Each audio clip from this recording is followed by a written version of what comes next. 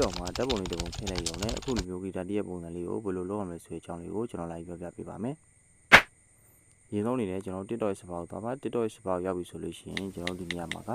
AI Guitar Effect ဆိုပြီးတော့ရေးရမှာဖြစ်ပါတယ်။ကျွန်တော်ရေးပြီးပြီဆိုလို့ရှိရင်ဒီဘေးနားမှာရှိတဲ့ set ဆိုတာလေးကိုတစ်ချက်နှိပ်လိုက်ပါမယ်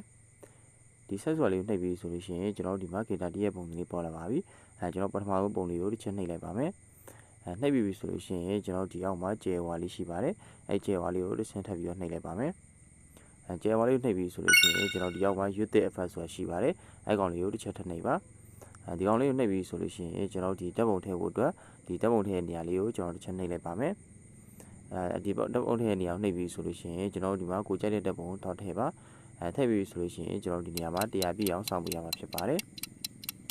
100ပြည့်သွားပြီဆိုလို့ရှိရင်တော့ကျွန်တော်ဂီတာတည့်ရဲ့ပုံလေးထွက်လာပါပြီ။ပြီးလို့ရှိရင်ကျွန်တော်ဒီအောက်ကနှိပ်စွာလေးကိုနှိပ်ပြီးတော့ပုံမှန်ဒီနေရာတိုင်းနေရပါပြီ။